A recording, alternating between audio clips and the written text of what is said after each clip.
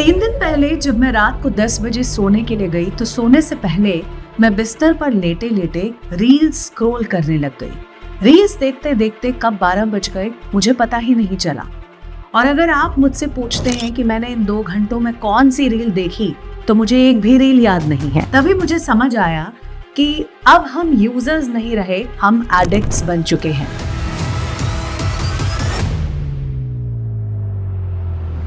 और ये सिर्फ मेरी एडिक्शन नहीं है, ये आपके घर के जेनजी, मिलेनियल और यहाँ तक कि आपके पेरेंट्स तक की एडिक्शन है।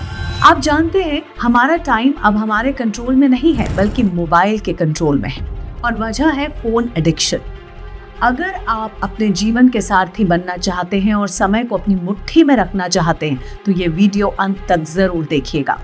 अगर आप अपने आप में एक बदलाव देखना चाहते हैं तो क्या कहता इंडिया चैनल को जल्दी से सब्सक्राइब करें क्योंकि ये चैनल आपको ले जाता है सेल्फ इम्प्रूवमेंट की राह पर।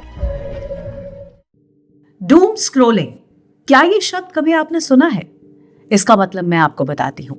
डूम स्क्रॉलिंग होता है बिना रुके एक के बाद एक रील्स देखते चले जाना, जो मैं और आप करते रहते हैं। जितने भी रील्स आप देखते हैं वो ज्यादातर नेगेटिव रील्स होते हैं और जो पॉजिटिव होते हैं वो इंटरेस्टिंग नहीं लगते। एक रिसर्च के मुताबिक रात को बेड पर लेटे लेटे मोबाइल सबसे ज्यादा देखा जाता है और 70% लोग गाने या मूवी देखने के लिए मोबाइल का इस्तेमाल नहीं करते बल्कि रील्स देखने के लिए करते हैं और फिर सुबह कहते हैं कि कल रात ठीक से नींद नहीं आई। इसे मेडिकल टर्म्स में कहा जाता है इंसोम्निया की बीमारी। क्या ये आपके साथ भी होता है कि आप थके हुए थे, सोना चाहते थे और इसीलिए बिस्तर पर गए थे लेकिन नींद उड़ गई? तो आप भी इंसोम्निया के शिकार हैं और कारण है डूम स्क्रॉलिंग। क्या आपने आज के यूथ में depression, panic attack, aggression, feeling of helplessness, loneliness, भीड़ में भी अपने आप को अकेला महसूस करना, बिना बात के रोते रहना, ऐसे लक्षण देखे हैं? आप चाहें तो कमेंट करके अपने एक्सपीरियंस हमारे साथ शेयर कर सकते हैं, हम आपकी मदद करेंगे। समझ लीजिए डॉक्टर इन सब का कारण आपके फोन को बताते हैं। आपको पता है कि हमारा ब्रेन कुछ इस तरीके से बना है कि हम नेगेटिविटी को बहुत जल्दी एब्जॉर्ब करते हैं और नकारात्मकता पर विश्वास करना सबसे इजी लगता है। पॉजिटिव कंटेंट को हम स्किप कर देते हैं। अगर आपसे कोई कहता है कि आज का प्रधानमंत्री भारत को डिक्टेटरशिप की ओर ले जा रहा है तो मान लेते हैं।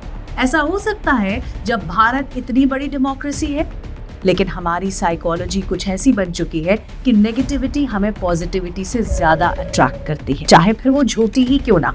दूसरा कारण, सोशल मीडिया कहता है कि आप जिस तरह का कंटेंट देखते हैं उस तरह की फीड आपको ज्यादा दिखती है, लेकिन सच तो ये है कि सोशल मीडिया एल्गोरिथम आपको वही दिखाएगा जो वो आपको दिखाना चाहता है, which means you are not choosing the feed is choosing you। Negativity एक जाल है जो आपको फंसाता है और जैसे ही आप उस जाल में फंस जाते हैं तो आप नकारात्मकता के सागर में डूबने लगते हैं। मान लीजिए कि आपका अपने किसी चाहने वाले से झगड़ा हो गया, आप लो फील कर रहे हैं और उसी वक्त आपने एक ऐसी रील देखी जो बताती है कि कोरोना भारत को अपनी चपेट में ले रहा है और लॉकडाउन लगने वाला है। अब आपकी उस लो फीलिंग को कोरोना की रील ने कंफर्म कर दिया। बहुत जल्दी आपको चारों तरफ अंधकार ही अंधकार दिखाई देगा और यही कहलाता है नेगेटिविटी ट्रैप। तीसरा कारण है एक्सेप्टेंस। मोबाइल पर डाली गई तस्वीरें और पोस्ट पर हमें अगर हमारे मुताबिक लाइक्स या फिर कमेंट्स नहीं मिलते तो हमें लगता है कि हमें एक्सेप्ट नहीं किया जा रहा, हम कहीं पीछे छूटते चले जा रहे हैं और हम में जरूर कोई कमी है। आप जानते हैं हम सब हर्ड मेंटालिटी के शिकार हैं। अगर आपको ये बातें पसंद आ रही हैं तो प्लीज लाइक बटन हिट कीजिए ताकि हम ऐसे कई और वीडियोस आपकी मदद के लिए ला सके। लेकिन इस वीडियो में अभी बहुत कुछ बाकी है। अभी तक आपने मोबाइल एडिक्शन के कारण सुने, अब हम आपको बताते हैं कि डूम स्क्रॉलिंग का हमारे दिमाग पर क्या असर पड़ता है। डूम स्क्रॉलिंग से आपके दिमाग का लॉजिकल माइंड और क्रिएटिव माइंड दोनों कमजोर हो रहे हैं। आपका दिमाग लगातार थक रहा है, हम इमोशनली ड्रेन हो रहे हैं जो हमारी फिजिकल और मेंटल हेल्थ पर सीधा असर डाल रहा है और इससे न सिर्फ हम बल्कि देश भी कमजोर हो रहा है। जब युवा नेगेटिविटी के ट्रैप में फंस जाता है तो देश प्रगति नहीं कर सकता।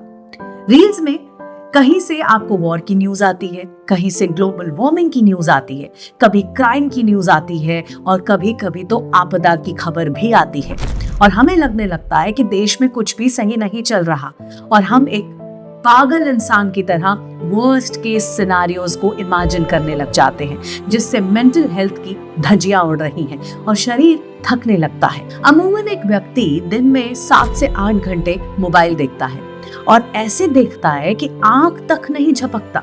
जरा 1 सेकंड के लिए सोचिए इसका हमारी आंखों पर क्या असर पड़ रहा है। इन सभी नेगेटिव रील्स को देखने के बाद हमारा ब्रेन एक स्ट्रेस हार्मोन जिसका नाम है कोर्टिसोल वो रिलीज करता है और इस हार्मोन से हमारे शरीर में इन्फ्लेमेशन, बर्नआउट और स्ट्रेस जैसे सिम्टम्स दिखते हैं जो कि आपकी इम्यूनिटी को वीक कर रहे हैं। जब हर युवा दिन में 7 से 8 घंटे डूम स्क्रॉलिंग करेगा और नेगेटिविटी ट्रैप में फंसा रहेगा तो फिर हमारा नेशन कैसे तरक्की करेगा? नेशन पर इसका इम्पैक्ट पड़ेगा क्योंकि ये एडिक्शन आपके प्रोडक्टिव आवर्स को खा रही है। तो जीडीपी कैसे बढ़ेगा? अब आप पूछेंगे कि कारण और असर तो जान लिए, अब इससे छुटकारा कैसे पाएं? तो सबसे पहला सॉल्यूशन है कि आप अपनी हैबिट्स को स्मार्टली अपग्रेड कीजिए। सबसे पहले अपने आप से पूछिए कि आप स्क्रॉल क्यों कर रहे हैं? क्या आप बोर हो रहे हैं? क्या आप किसी काम से बचना चाहते हैं या आप अपने मन को बहलाना चाहते हैं? जिस दिन आपको कारण समझ आ जाएगा उस दिन आप आधी लड़ाई जीत चुके होंगे। और दिन भर के स्क्रॉलिंग टाइम को फिक्स कीजिए। हम ये नहीं कह रहे कि मोबाइल मत देखिए, but choose the right time, बल्कि वो समय उठने के बाद यानी सुबह उठने के बाद आधे घंटे तक तो बिल्कुल नहीं होना चाहिए। And the easiest way to do this is that don't put your phone on charge close to your bed. ये टेक्निक एक वेलनेस टेक्निक है जिसे डिजिटल डिटॉक्स भी कहा जाता है, जिसमें आपको कुछ दिनों के लिए मोबाइल के बिना रहना सिखाया जाता है। अगर आप मोबाइल बोर होने की वजह से देखते हैं तो उस बोर्डम को रिप्लेस कीजिए कोई पजल सॉल्व करने से, नेचर वॉक पर जाने से या फिर अपने किसी करीबी से बात करने से। अगर आप सोचें कि आपकी हॉबी क्या है तो बहुत से लोग तो अपनी हॉबी बता ही नहीं पाते क्योंकि उन्होंने कभी इसे जानने की कोशिश ही नहीं की। याद रखिएगा, जब हम जिंदगी में खराब कपड़े नहीं पहनते, सड़ा हुआ खाना नहीं खाते, तो फिर हम सड़ा हुआ कंटेंट क्यों देखते हैं?